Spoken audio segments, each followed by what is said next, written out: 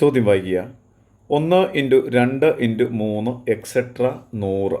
ഇതിൻ്റെ ഗുണനഫലത്തിൽ അവസാനം തുടർച്ചയായി എത്ര പൂജ്യങ്ങൾ ഉണ്ടാകും? അപ്പോൾ എന്താ അതിൻ്റെ അർത്ഥം എന്ന് മനസ്സിലായല്ലോ. 1 × 2 × 3 അങ്ങനെ ഇൻറ്റു ചെയ്ത് 100 വരെയുള്ള എണ്ണൽ സംഖ്യകളെ ഇൻറ്റു ചെയ്യണം. ആ കിട്ടുന്ന ഉത്തരമുണ്ടല്ലോ, നമ്മുടെ ആൻസറിൽ തുടർച്ചയായിട്ട് ലാസ്റ്റ് എത്ര പൂജ്യം ഉണ്ടാവും ഇതാണ് ചോദിച്ചിരിക്കുന്നത്. ഇങ്ങനെയുള്ള ചോദ്യങ്ങൾ ഇപ്പോൾ 1 മുതൽ 100 വരെയോ അല്ലെങ്കിൽ 200 വരെയോ അങ്ങനെ ചോദിക്കുന്ന സന്ദർഭങ്ങളിൽ നിങ്ങൾ ചെയ്യേണ്ടത് അവസാന സംഖ്യയായ 100 എടുക്കുക. ഈ 100നെ 5 കൊണ്ട് ഡിവൈഡ് ചെയ്യുക. നമുക്കവിടെ പൂർണ്ണമായും ഡിവൈഡ് ചെയ്ത് പോകണമെന്ന് നിർബന്ധമൊന്നുമില്ല. ചിലപ്പോൾ 107 എടുക്കുന്നതെങ്കിലോ ആ സമയത്ത് 107 5 കൊണ്ട് ഡിവൈഡ് ചെയ്യാൻ പറ്റിയെന്ന് വരില്ല.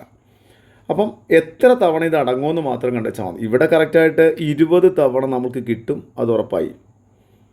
അടുത്ത് നമ്മൾ എടുക്കേണ്ട 20നെയാണ്.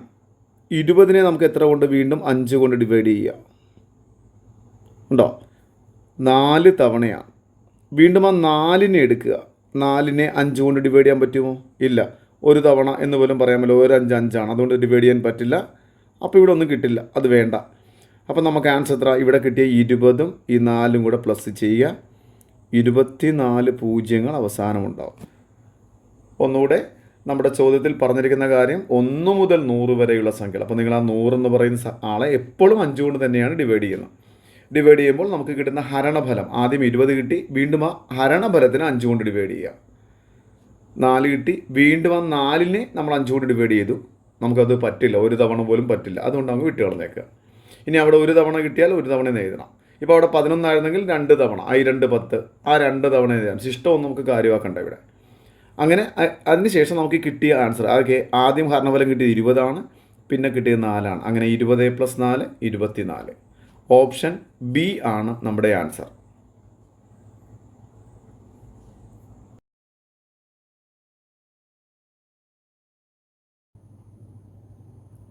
ചോദ്യം വായിക്കുക. ഒരു ടാങ്കിൻ്റെ 2/5 ഭാഗം ജലമുണ്ട്. 250 ലിറ്റർ ജലം ഉപയോഗിച്ചപ്പോൾ ടാങ്കിൽ 3 ഭാഗം ജലം അവശേഷിച്ചാൽ ടാങ്കിൻ്റെ വ്യാപ്തം എത്ര? ഈ ചോദ്യത്തിൽ പറഞ്ഞിരിക്കുന്ന കാര്യം ഒന്നവിടെ നമുക്കൊന്ന് എഴുതി നോക്കാം. ഇപ്പോൾ ടാങ്കിൽ ആകെ കൊള്ളാവുന്ന വെള്ളത്തിൻ്റെ 2/5 ഭാഗം മാത്രമാണ് ഉള്ളത്.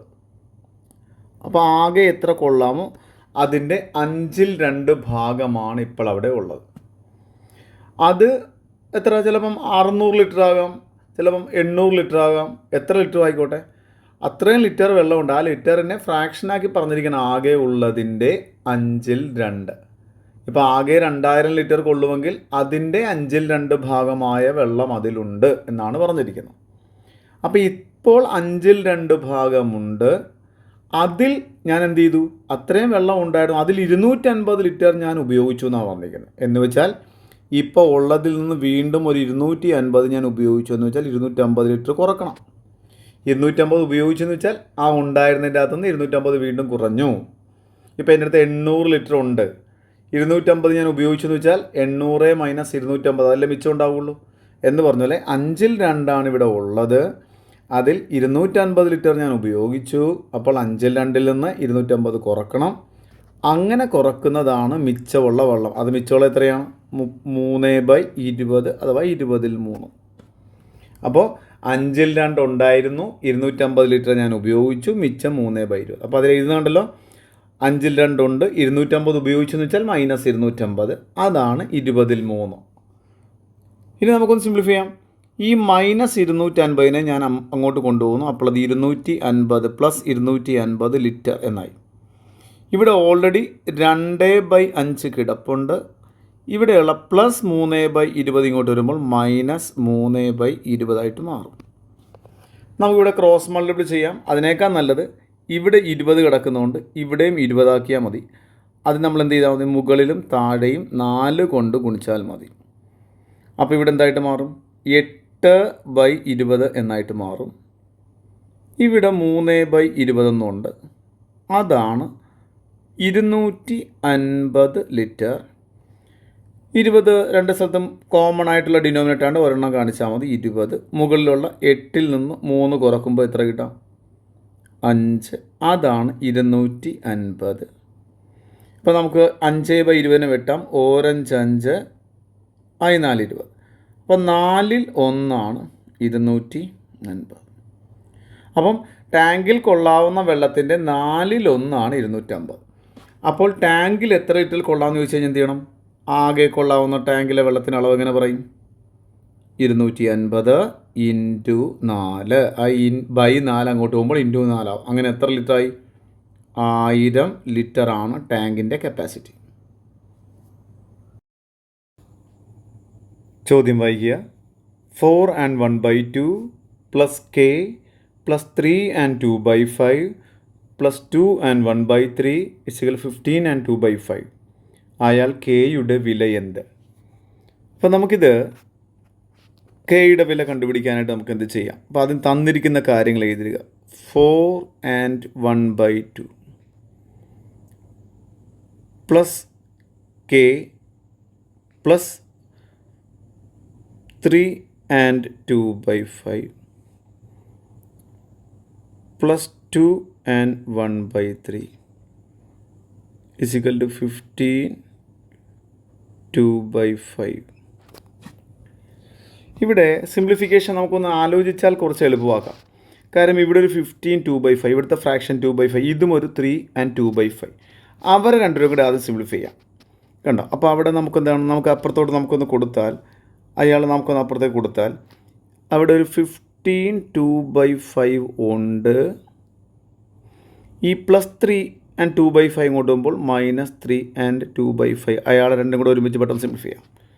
പിന്നെ ഇവിടെ മിച്ചം ആരുണ്ട്? ഒരു കെ ഉണ്ട്. പിന്നെ ഉള്ളത് 4/2 2/3 അതിലുള്ള 4ഉം 2ഉം കൂടെ ആദ്യം പ്ലസ് ചെയ്യുമ്പോൾ എത്ര കിട്ടാം? 6 കിട്ടാം. പിന്നെ മിച്ചമുള്ള ഫ്രാക്ഷൻ ഏതൊക്കെയാണ്? 2-ൽ 1 3-ൽ 1. ഒന്നുകൂടെ അത് പ്ലസ് ചെയ്ത് എങ്ങനെയാണ്? ഇവിടെയുള്ള 4 ഇവിടെയുള്ള 2 പ്ലസ് ചെയ്യുമ്പോൾ 6. പിന്നെ മിച്ചമുള്ള 1/2 ഇവിടെ മിച്ചം, ഇവിടെ 1/3 അത് ബ്രാക്കറ്റ് കാണിച്ചിട്ടുണ്ട്. ഇനി കെ ഞാനിവിടെ എഴുതി പ്ലസ് 6 ഈ ബ്രാക്കറ്റിനകത്ത് ക്രോസ് മൾട്ടിപ്ലൈ ചെയ്തേ.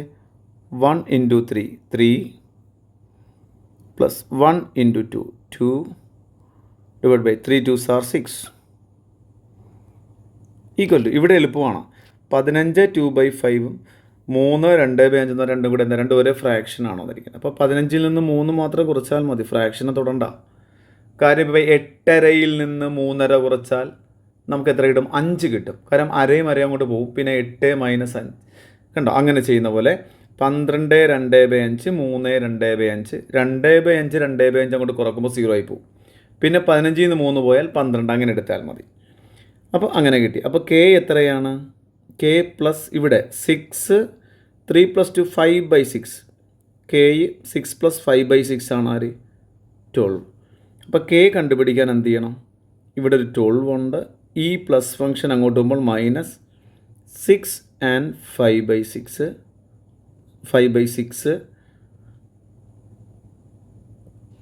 നിങ്ങളത് ചെയ്യുമ്പോൾ ശ്രദ്ധിക്കേണ്ടത്, ഇതിനൊരു എളുപ്പമാർഗ്ഗമുണ്ട്. ഈ സബ്ട്രാക്ഷനെ അത് ചെയ്യുന്നത് ഇങ്ങനെയാണ്. ഡിനോമിനേറ്റർ ആരാണ്? ഇവിടുത്തെ 6 ആണ്.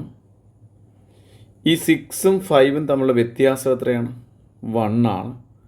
ഇനി ചെയ്യേണ്ടത് ഈ 12-ൽ നിന്ന് 6 കുറക്കുക, അപ്പോൾ കിട്ടുന്നത് 6 ആണ്. അതിൻ്റെ അകത്തൊരു ഒന്നുകൂടെ കുറച്ചേക്ക്, എത്ര? 5 and 1/6. അങ്ങനെ ഒരു എളുപ്പമാർഗ്ഗമുണ്ട്. പിന്നീട് അത് ഞാൻ നല്ല ഡീറ്റെയിൽ ആയിട്ട് നിങ്ങൾക്കതൊരു വീഡിയോ ആയിട്ട് ഇട്ട് തരാം. സിംപ്ലിഫിക്കേഷൻ ലോജിക്കാണ്. ഇനി അങ്ങനെ അല്ലെങ്കിൽ നിങ്ങൾ സാധാരണ ചെയ്യുന്ന പോലെ ക്രോസ് മൾട്ടിപ്ലിക്കേഷനൊക്കെ ചെയ്ത് അല്ല ഫ്രാക്ഷൻ ആക്കിയിട്ട് ഈ 6 and 5/6 ഫ്രാക്ഷൻ ആക്കി പിന്നെ ഒന്നുകൂടെ ക്രോസ് മൾട്ടിപ്ലൈ ചെയ്ത് സബ്ട്രാക്റ്റ് ചെയ്താലും മതിയാവും. എനിവേ നമ്മുടെ ആൻസർ 5 and 1/6 ഓപ്ഷൻ സി ആണ് നമ്മുടെ ആൻസർ. ചോദ്യം വായിക്കുക. എയുടെ ശമ്പളം ബിയുടെ ശമ്പളത്തേക്കാൾ 25% കൂടുതലായാൽ ബിയുടെ ശമ്പളം എയുടെ ശമ്പളത്തേക്കാൾ എത്ര ശതമാനം കുറവാണ്? ഇപ്പോൾ ആദ്യം ഒരാളുടെ സാലറി 100 ആണെന്ന് വിചാരിക്കുക. അപ്പോൾ മറ്റേ ആളുടെ സാലറി 25% കൂടുതൽ എന്ന് വെച്ചാൽ എത്രയാണ്? 125. അപ്പം 100 125 ആയ കഥ കിട്ടി, 25% വർദ്ധിച്ചു. ഇനി എന്താ? തിരിച്ച് 125 100 ആകുമ്പോൾ ഉണ്ടാകുന്ന കാര്യമാണ് ചോദ്യം. അപ്പം 100-ൽ നിന്ന് 125-ലേക്ക് മനസ്സിലായി. തിരിച്ച് 125-ൽ നിന്ന് 100-ലേക്കുള്ളതാണ് വേണ്ടത്. അപ്പോൾ തുടങ്ങുന്ന എവിടെ നിന്നാണ്? 125 എന്നാണ്. എങ്ങോട്ടാണ് പോകേണ്ടത്? 100-ലേക്കാണ് പോകേണ്ടത്. അപ്പോൾ 125 100 ആകുമ്പോൾ വ്യത്യാസം എത്ര? 25. ശതമാനമാക്കാൻ എന്ത് ചെയ്യണം? 100 കൊണ്ട് ഗുണിക്കണം. കണ്ടോ? 25 ഒരു തവണ, 125-ൽ 5 തവണ. 25-ൻ്റെ പട്ടികയാണ്. 5ഉം 100ഉം കൂടെ വെട്ടുന്നു 20 തവണ. അപ്പോൾ ആൻസർ എത്ര? 20% കുറവാണ്. ഇങ്ങനെ നമുക്ക് ചെയ്യാം. ഇത് അല്ലാതെ നമുക്കൊരു PSC 1 word ആയിട്ട് നമ്മൾ ഉപയോഗിക്കുന്നുണ്ട്. എങ്ങനെയാണത്? ഇങ്ങനെ എയുടെ ശമ്പളം ഇത്ര ശതമാനം കൂടുതലാണോ കുറവാണെന്നൊക്കെ പറയുമ്പോൾ നമ്മൾ ചെയ്യുന്നത് ശതമാനത്തിൽ പറഞ്ഞിരിക്കുന്നതുകൊണ്ട് അതിൻ്റെ 1 word പറയുന്നത് ഇങ്ങനെയാണ്. ആദ്യം 100/100 എന്ന് തുടങ്ങുക. അതിനുശേഷം ചോദ്യത്തിൽ പറഞ്ഞിരിക്കുന്നു 25% കൂടുതൽ എന്ന് പറഞ്ഞിരിക്കുന്നതുകൊണ്ട് ഡിനോമിനേറ്ററാണ് കാണിക്കുന്നത്. ആ 25 പ്ലസ് 25 എന്ന് കാണിക്കുക. 25% എന്താണ്? കൂടുതൽ. ആ 25 കൊണ്ട് തന്നെ മുകളിൽ ഗുണിക്കുക. മുകളിൽ ഗുണിക്കുമ്പോൾ ചിഹ്നമൊന്നും കാണിക്കണ്ട. കണ്ടോ? ഇതാണ് നമ്മുടെ 1 word. ഒന്നുകൂടെ 100 താഴെയാണ് 25% കൂടുതൽ എന്ന് പറഞ്ഞുകൊണ്ട് പ്ലസ് 25 കൊടുത്തിരിക്കുന്നത്. മുകളിൽ ആ 25 കൊണ്ട് ഗുണിച്ചാൽ മതി. ഇങ്ങനെ തന്നെ സെയിം ആൻസർ ഇടുക. 100 × 25 മുകളിലുണ്ട്, താഴെ 125. ഇപ്പോൾ വെട്ടിയ പോലെ പറ. 25-ൻ്റെ ടേബിൾ ഇത് ഒരു തവണ, 5 തവണ, 5ഉം 100ഉം കൂടെ എത്ര തവണ? 20 തവണ. അപ്പോൾ ആൻസർ എത്രയായി? 20% എന്ന് തന്നെ കിട്ടും. 2 തരത്തിലും നമുക്ക് ചെയ്യാം. ചോദ്യം വായിക്കുക. 1 മുതൽ തുടർച്ചയായ കുറച്ച് ഒറ്റ സംഖ്യകളുടെ ഓഡ് നമ്പേഴ്സിൻ്റെ തുക 400 ആണ്. അവയിലെ വലിയ സംഖ്യ ഏത്?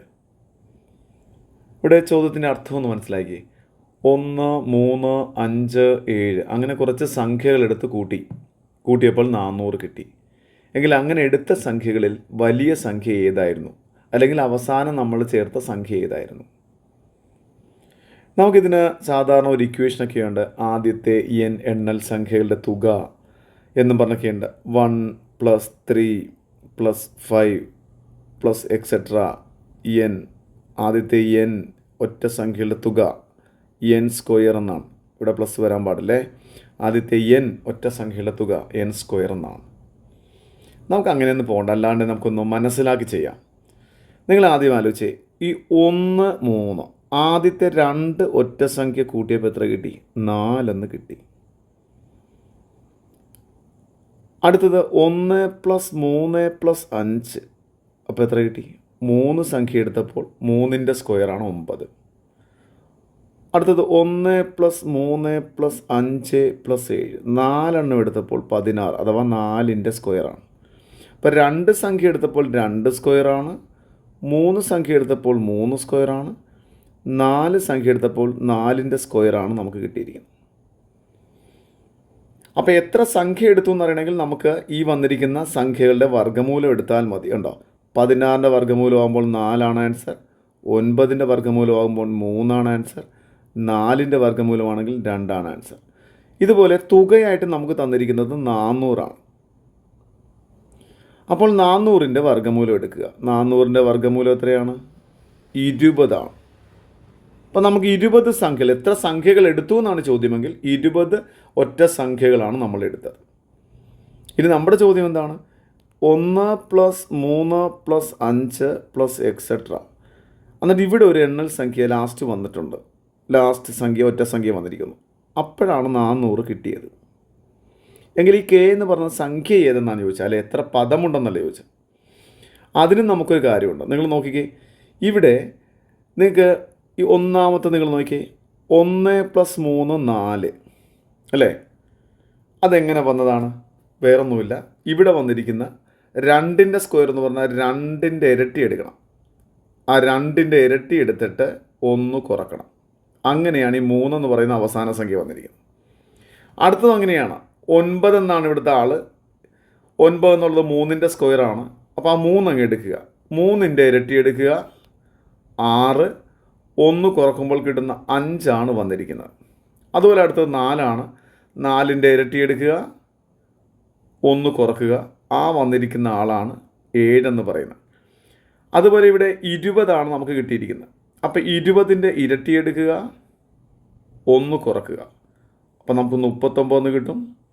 അപ്പോൾ ഈ സംഖ്യ എത്രയാണ്? 39. ആ സംഖ്യ നമുക്ക് 39 എന്നാണ് കിട്ടുക. നമ്മുടെ ഇവിടെ ഓപ്ഷൻ ഫസ്റ്റ് കിടപ്പുണ്ട്. അപ്പോൾ 400. ചോദ്യത്തിൻ്റെ അർത്ഥം ഇതായിരുന്നു: 1 + 3 + 5 പ്ലസ് എക്സെട്ര കെ. എത്രയോ സംഖ്യകൾ കൂട്ടിയപ്പോൾ നമുക്ക് എത്ര കിട്ടി? 400 കിട്ടിയെന്നാണ്. നമ്മൾ ആദ്യം ചെയ്യുന്ന പരിപാടി 400ൻ്റെ വർഗ്ഗമൂലം എടുക്കുക.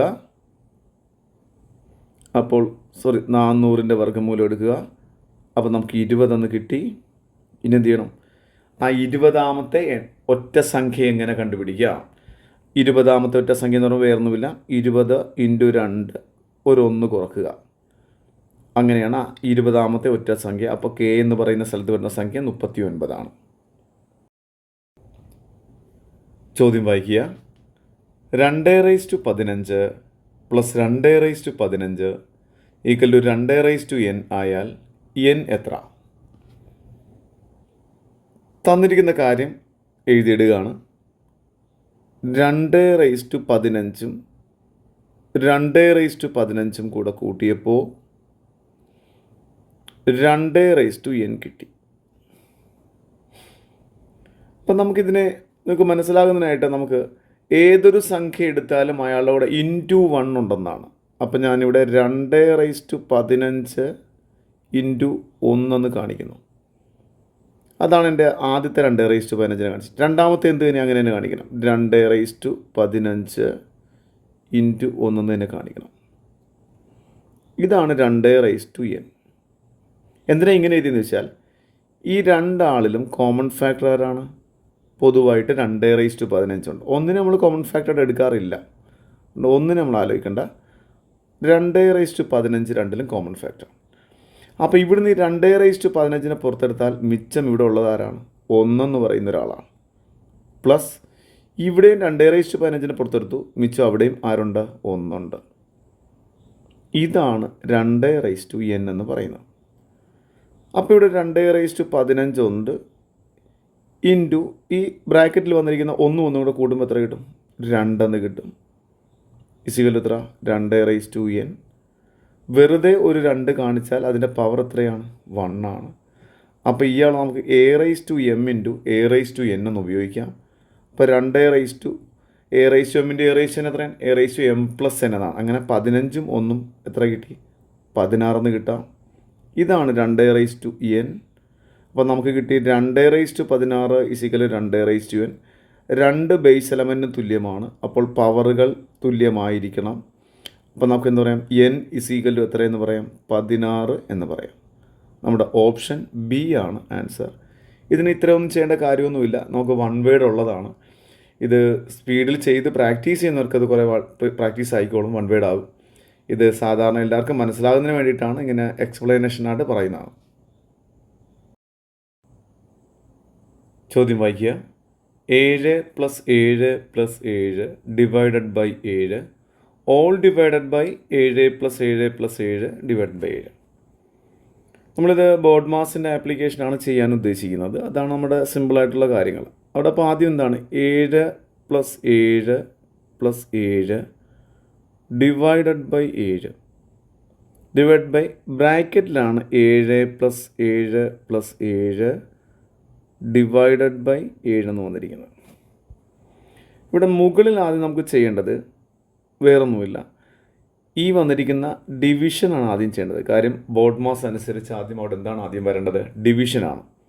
അപ്പോൾ ആദ്യത്തെ 2 7കൾ 7 + 7 എന്നവിടെ ഇട്ടേക്കണം. പ്ലസ് ആ 7നെ 7 കൊണ്ട് ഡിവൈഡ് ചെയ്ത് എത്ര കിട്ടും? 1 എന്ന് കിട്ടും. ഡിനോമിനേറ്ററിൽ അങ്ങനെയല്ല, ഒരു ബ്രാക്കറ്റ് ഫംഗ്ഷൻ ഉണ്ട്. ആരാണ്? 7 പ്ലസ് ഇതാണത്. 7 + 7 + ഇതാണ് നമുക്ക് നോക്കണം. 7 + 7 + 7 എത്രയാണത്? 7 7 14 7 21. ആ 21നെയാണ് നമുക്ക് അടുത്തതിൽ എത്ര കൊണ്ട് ഡിവൈഡ് ചെയ്യേണ്ടത്? 7 കൊണ്ട് ഡിവൈഡ് ചെയ്യേണ്ടത്. അപ്പോൾ മുകളിൽ 7 7 14 1 15 എന്ന് വന്നു. താഴെ ഈ 21നെ 7 കൊണ്ട് ഡിവൈഡ് ചെയ്താൽ എത്ര കിട്ടാം? 3 എന്ന് വരാം. അങ്ങനെ 15നെ 3 കൊണ്ട് ഡിവൈഡ് ചെയ്യുമ്പോൾ എത്ര കിട്ടി? 5 എന്നാണ് നമ്മുടെ ആൻസർ.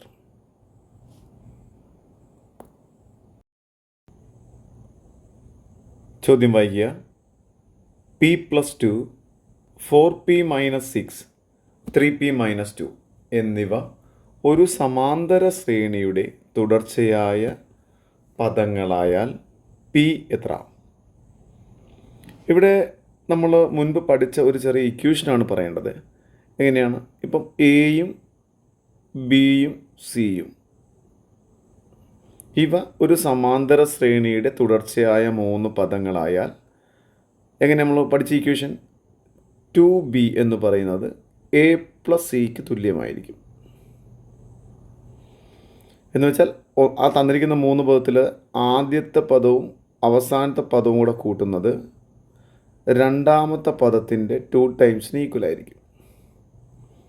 അപ്പം നമ്മുടെ ചോദ്യം നോക്കിയേ, p+2 എന്നാണ് ആദ്യം തന്നിരിക്കുന്നത്. പിന്നെ 4p-6 എന്നാണ് അടുത്ത് തന്നിരിക്കുന്നത്. പിന്നെ 3p-2 എന്നാണ് അടുത്ത് തന്നിരിക്കുന്നത്. അപ്പോൾ ആദ്യത്തെ ആളെ നമുക്ക് എ എന്ന് പറയാം, രണ്ടാമത്തെ ആൾ ബി എന്ന് പറയാം, മൂന്നാമത്തെ ആൾ സി എന്ന് പറയാം. ഇനി എന്താണ് നമ്മുടെ ഇക്വേഷൻ? 2 ടൈംസ് ഓഫ് ബി എന്ന് വെച്ചാൽ 2 ഇൻറ്റു ബി എന്നുള്ളത് ആരാണ്? 4p-6 ആണ്. ഇസിക്കൽ എ പ്ലസ് എന്നുള്ള ആരൊക്കെയാണ്? p+2 ആണ് എ എന്ന് പറയുമ്പോൾ, സി എന്ന് പറയുമ്പോൾ 3p-2 ആണ്. ഇനി നമുക്ക് സിംപ്ലിഫൈ ചെയ്യണം. ഇവിടെ നമുക്ക് 2 ഇൻറ്റു 4p 8p എന്ന് വരും. 2 ഇൻറ്റു -6 -12 എന്ന് വരും. ഈക്വൽ ഇവിടെ ഒരു പി ഉണ്ട്, പിന്നെ ഒരു 3p ഉണ്ട്, കൂട്ടുമ്പോൾ 4p ആയി. ഇവിടെയുള്ള +2 -2 വ്യത്യസ്ത ചിഹ്നങ്ങളാണ്. കൂട്ടുമ്പോൾ വലുതിന് ചെറുത് കുറച്ച് വലുതിൻ്റെ ചിഹ്നം 2 -2 0 ആയിപ്പോവും. അങ്ങനെ വരുന്നതുകൊണ്ടാണ് നമ്മൾ ഇയാളെ വെട്ടിക്കളഞ്ഞത്, +2 -2 ആയതുകൊണ്ട്. ഇനി നമുക്ക് എന്ത് ചെയ്യാം? പി കണ്ടുപിടിക്കാൻ ഇവിടെ 8p ഉണ്ട്, അയാളെ ഞാനിവിടെ നിർത്തി. ഈ 4p +4p ആണ്, ഇങ്ങോട്ട് വരുമ്പോൾ എത്രയായി? -4p ആയി. ഇനി ഈക്വലിന് അപ്പുറത്തൊന്നുമില്ല. അപ്പോൾ ഈ -12 ഞാൻ അപ്പുറത്തേക്ക് കൊണ്ടുപോകുന്നു, അത് എത്രയായി? 12 ആയി. പി എല്ലാം ഒരു സ്ഥലത്ത് കൊണ്ടുവന്നു, സംഖ്യയെല്ലാം ഒരു സ്ഥലത്ത് കൊണ്ടുവന്നു. 8pയിൽ നിന്ന് 4p പോയ എത്ര? 4p ആണ്. അപ്പോൾ 4p ആണ് 12. പി എത്രയായിരിക്കും? 12. ഈ 4 ഇവിടെ ഇൻറ്റു ചെയ്തിരിക്കുന്നു, അങ്ങോട്ട് പോകുമ്പോൾ ഡിവൈഡ് ചെയ്യണം. 12/4 3 എന്നാണ് ആൻസർ. ഓപ്ഷൻ സി ആണ് നമ്മുടെ ആൻസർ. ചോദ്യം വായിക്കുക. 1/x + 1/2x + 1/4x = 1 ആയാൽ എക്സ് എത്ര? നമുക്ക് തന്നിരിക്കുന്ന കാര്യം ഒന്ന് എഴുതിയില്ല. 1/x എന്ന് പറയുന്ന ആളും 1/2x എന്ന് പറയുന്ന ടേം 1/4x, ഈ 3 പദങ്ങളെ പ്ലസ് ചെയ്താൽ ആൻസർ 1 കിട്ടും. അപ്പം നമുക്കിവിടെ ആദ്യം നോക്കേണ്ടത് ഈ എക്സ് ഡിനോമിനേറ്റർ വന്നിരിക്കുന്ന എക്സ് 2x 4x ഇവരുടെ LCM എത്രയാണ്? വേണമെങ്കിൽ LCM സൈഡ് ചെയ്ത് കണ്ടുപിടിക്കാം. ഇങ്ങനെ എക്സ് 2x 4xൻ്റെ LCM കണ്ടുപിടിക്കാം. അല്ലാതെ നേരിട്ട് 4x എന്ന് പറയാൻ നമുക്ക് എളുപ്പമാണ്. ഇനി അങ്ങനെ അല്ലാത്തവരിങ്ങനെ എക്സ് എന്ന് എഴുതിയിട്ട് കണ്ടുപിടിക്കുക. എക്സ് കൊണ്ട് പറ്റും എല്ലാവരെയും. ഇതൊരു തവണ, 2 തവണ, 4 തവണ, വീണ്ടും 2നെയും 4നെയും 2 കൊണ്ട് പറ്റും. അപ്പോൾ 2 കൊണ്ട് ഉണ്ടോ? ഇതൊരു തവണ, ഇതൊരു തവണ, 2, അങ്ങനെ എല്ലാം കൂടെ ഇൻറ്റ് ചെയ്യുമ്പോൾ 4x എന്ന് നമുക്കവിടെ കിട്ടും. അപ്പോൾ ഈ 4x എല്ലാ ഡിനോമിനേറ്ററിനും 4x ആക്കി മാറ്റണം. അപ്പോൾ ഇവിടെ ഒന്നാമത് നോക്കിയാൽ ഇവിടെ എക്സ് ഉണ്ട് താഴെ, ഒരു 4 കൊണ്ട് ഇവിടെയും ഗുണിക്കുന്നു, മുകളിൽ നിന്ന് ഗുണിക്കുന്നു. അപ്പോൾ എങ്ങനെ? മുകളിൽ 4 × 1 4 എന്ന് വരാം, താഴെ 4x എന്ന് വരാം. രണ്ടാമത്തത് ഇവിടെ 2x എന്നാണ്. അപ്പോൾ ഇവിടെ 2 കൊണ്ട് ഗുണിച്ചാൽ മതി, ഇവിടെ 2 കൊണ്ട് ഗുണിക്കാം. അപ്പോൾ നമുക്ക് 2 മുകളിൽ വന്നു, താഴെ 2 × 2x 4x എന്ന് വന്നു. മൂന്നാമത്തെ ആളൊന്നും ചെയ്യേണ്ട കാര്യം, ഓൾറെഡി 4x ആണ് അയാൾ. അപ്പോൾ അത് 1/4x എന്ന് തന്നെ കാണിച്ചാൽ മതി, = 1. ഇനി നമുക്കറിയാം ഈ എല്ലാ ഡിനോമിനേറ്ററും ഒരുപോലെയാണ്. അപ്പോൾ നമുക്ക് എന്ത് ചെയ്യാം? ഡിനോമിനേറ്റർ എല്ലാം സെയിം ആയതുകൊണ്ട് നമുക്ക് ഡിനോമിനേറ്റർ 4x എന്ന് താഴെ കാണിക്കാം. ഇനി മുകളിലുള്ള 4, 2, 6, 1, 7 സംഖ്യകളെല്ലാം 4, 2, 6, 1, 7 കൂട്ടുക ഈക്വൽ ടു എത്ര 1. ഇതിൽ ഏറ്റവും എളുപ്പ പരിപാടി ഈ എക്സിനെ മാത്രം അങ്ങോട്ട് ക്രോസ് മൾട്ടിപ്ലൈ ചെയ്തേ. അപ്പോൾ 1 ഇൻറ്റു എക്സ് എന്ന് വരും. മിച്ചം ഇവിടെയുള്ള സംഖ്യ എത്രയാണ് 7/4. അപ്പോൾ എക്സിൻ്റെ വില എത്രയാണ് 7/4. അവിടെ എക്സിന് മാത്രം അങ്ങോട്ട് കൊടുത്താൽ മതി, ഒരുപാട് വേറെ അങ്ങോട്ട് മൊത്തത്തിൽ ക്രോസ് മൾട്ടിപ്ലൈ ചെയ്യേണ്ട കാര്യമില്ല. അപ്പോൾ നമ്മുടെ ആൻസർ ഒന്നാമത്തെ ഓപ്ഷനായ 7/4 ആണ്. ചോദ്യം വായിക്കുക. ഒരു സംഖ്യയുടെ 1/5 4 കൂട്ടിയത് അതേ സംഖ്യയുടെ 1/4 നിന്ന് 10 കുറച്ചതിന് സമമാണ്. സംഖ്യ ഏത്? ആദ്യം ഞാൻ ചെയ്യുന്നത് സംഖ്യ ഞാൻ എക്സ് എന്നങ്ങോട്ട് എടുക്കുകയാണ്. അപ്പോൾ സംഖ്യ എത്രയാണ് എക്സ് എന്നെടുത്തു. ഇനി ആ പറഞ്ഞിരിക്കുന്നത് എന്താ? സംഖ്യയുടെ 1/5 എന്ന് വെച്ചാൽ സംഖ്യ ബൈ 5, അതിനെയാണ് സംഖ്യയുടെ 1/5 എന്ന് പറയുക. 1/5 ഇൻറ്റു എക്സ് അഥവാ x/5. സംഖ്യയുടെ 1/5 എന്ന് വെച്ചാൽ സംഖ്യ ബൈ 5 എന്നർത്ഥം. അതിനോടെന്താ 4 കൂട്ടിയത് എന്ന് വെച്ചാൽ +4 എന്ന് പറയുന്നത് ആർക്ക് തുല്യമാണ്? അതേ സംഖ്യയുടെ 4/1 എന്ന് വെച്ചാൽ എത്രയായിരിക്കും x/4. അതിൻ്റെ അന്ന് എത്ര കുറച്ചത് 10 കുറച്ചതിന് സമമാണ്. അപ്പോൾ സംഖ്യയുടെ 1/5 4 കൂട്ടിയത് സംഖ്യയുടെ 4/1 നിന്ന് 10 കുറച്ചതിന് സമമാണ്. എങ്കിൽ സംഖ്യ ഏതെന്നാണ് ചോദ്യം. നമുക്ക് നോക്കാം. നമുക്ക് ഈ എക്സുകളെല്ലാം ഒരു സ്ഥലത്ത് വരാം. അപ്പോൾ ഇവിടെ x/5 ഇവിടെ ഉണ്ട്. ഈ പ്ലസ് x/4 ഇങ്ങോട്ട് വരുമ്പോൾ -x/4 എന്നാകും. ഇവിടെ ഒരു -10 ഓൾറെഡി ഉണ്ട്. ഇവിടുത്തെ +4 അങ്ങോട്ട് പോകുമ്പോൾ എത്രയായി? +4 അങ്ങോട്ട് പോകുമ്പോൾ എത്ര? -4ആയി. നമുക്കൊന്ന് ക്രോസ് മൾട്ടിപ്ലൈ ചെയ്യാം. 4 ഇൻറ്റു എക്സ് എത്രയാണ്? 4x. പിന്നെ നടുക്കത്തെ ചിഹ്നം മൈനസാണ്. പിന്നെ 5 into x 5x divide by 5 into 4 20. ഇവിടെ എങ്ങനെയാണ്? -10ഉം -4ഉം ഒരേ ചിഹ്നമാണ്, തമ്മിൽ കൂട്ടി അതേ ചിഹ്നം നൽകണം. ഉണ്ടോ? ഇനി 4xൻ്റെ അകത്ത് 5x പോയാൽ -x അഥവാ -1x എന്നാണ്. ബൈ 20 ആണ് എത്ര? -14. നമുക്ക് അപ്പുറത്തും ഇപ്പുറത്തുമുള്ള മൈനസ് വെട്ടിക്കളയാം. ഈ എക്സ് കണ്ടുപിടിക്കാൻ, സംഖ്യ കണ്ടുപിടിക്കാൻ എന്ത് ചെയ്യണം? ഈ ബൈ 20നെ അങ്ങോട്ട് കൊടുത്താൽ മതി. അപ്പോൾ 14 ഇൻറ്റു 20 ആവും. 14 ഇൻറ്റു 20 എത്രയാണ്? 14 2 28 280 എന്ന ആൻസർ നമ്മുടെ ഡി ആണ് ഓപ്ഷൻ.